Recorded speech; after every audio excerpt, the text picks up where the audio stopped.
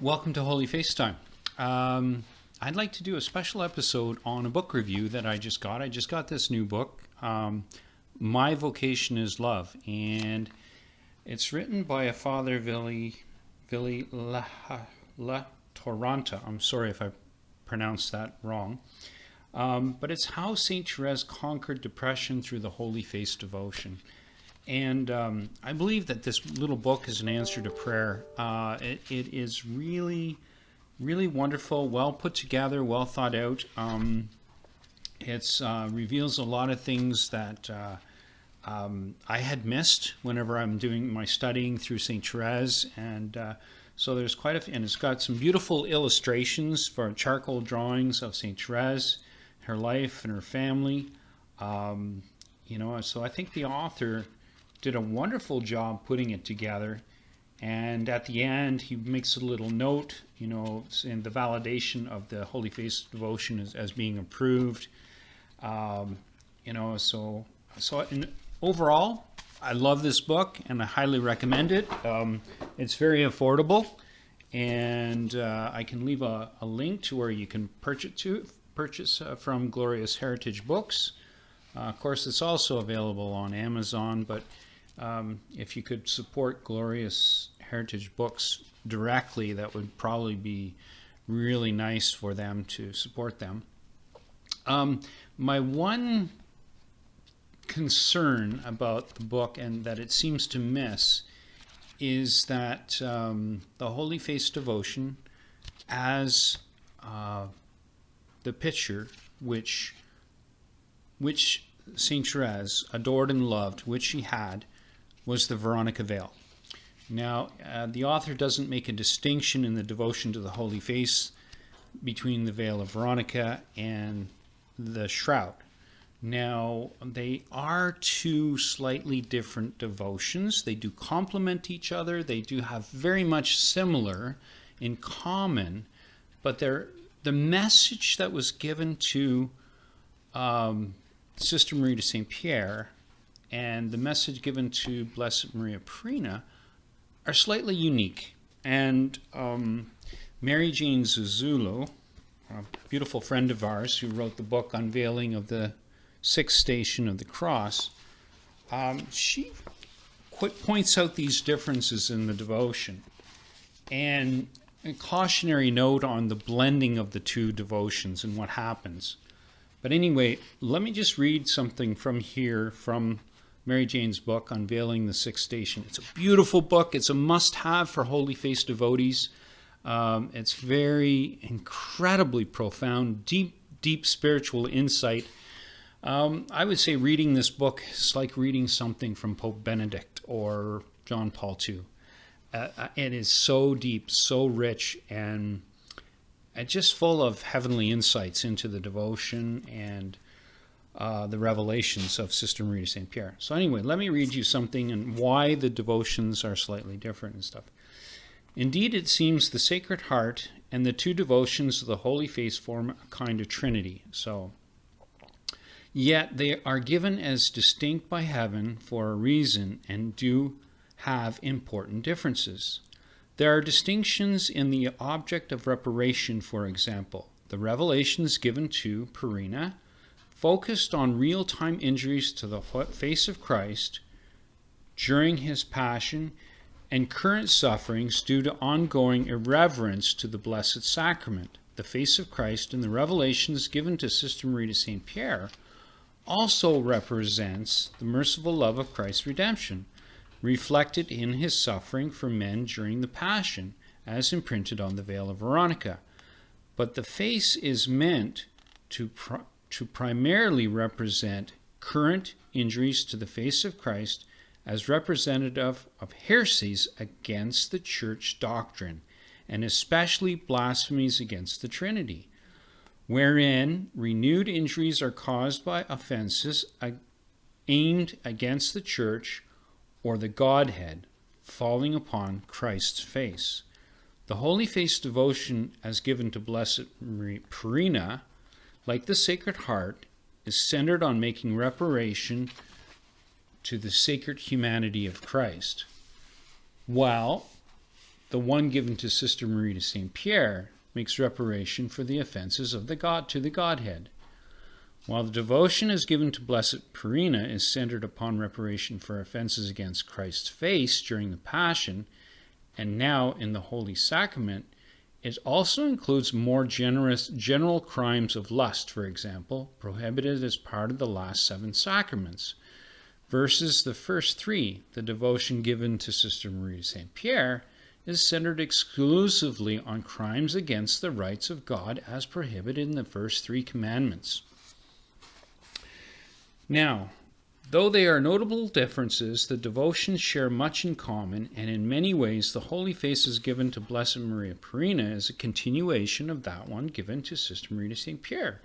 And St. John Paul II stated in his apostolic letter, Rosarium Virginis Maria, that to contemplate the face of Christ, to contemplate it to Mary, this is the program which I have set before the Church at the dawn of the 3rd millennium. Now, at least implicitly dedicating the millennium to the Holy Face while emphasizing a Marian dimension in doing so.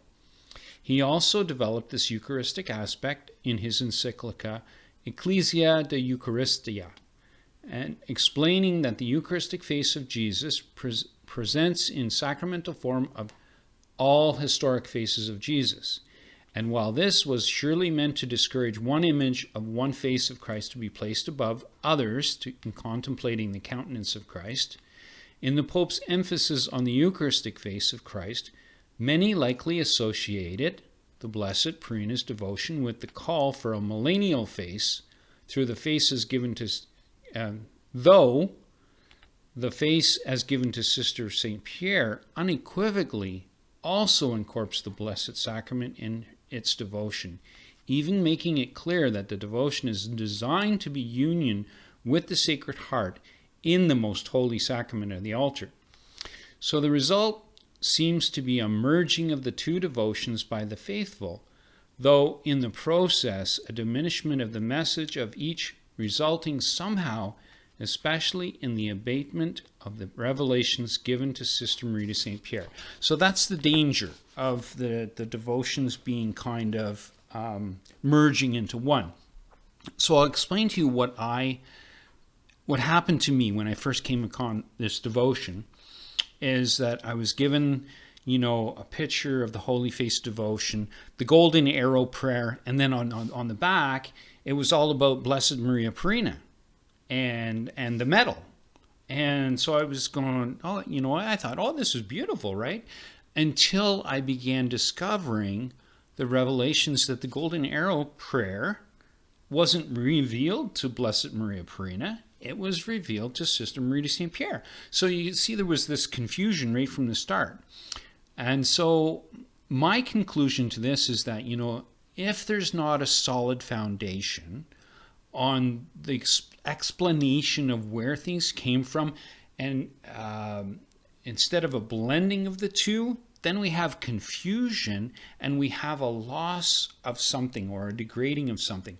It's like that old saying, don't throw out the baby with the bathwater.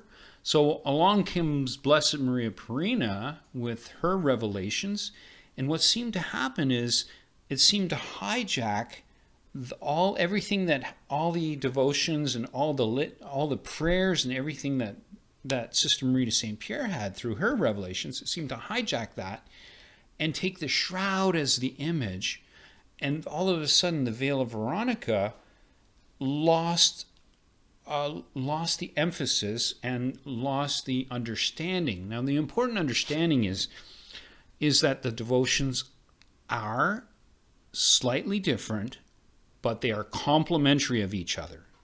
So we must keep that in mind when we're praying the prayers of reparation for the work of reparation, which was established through the Archconfraternity of the Holy Face.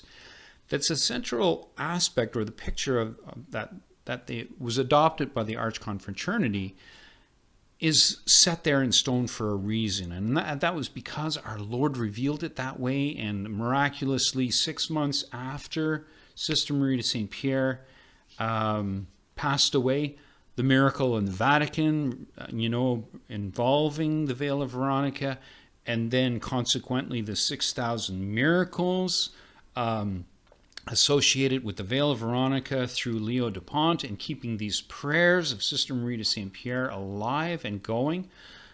So it's very important that we understand the distinction between the two images and what our Lord is asking for us, or to make reparation for.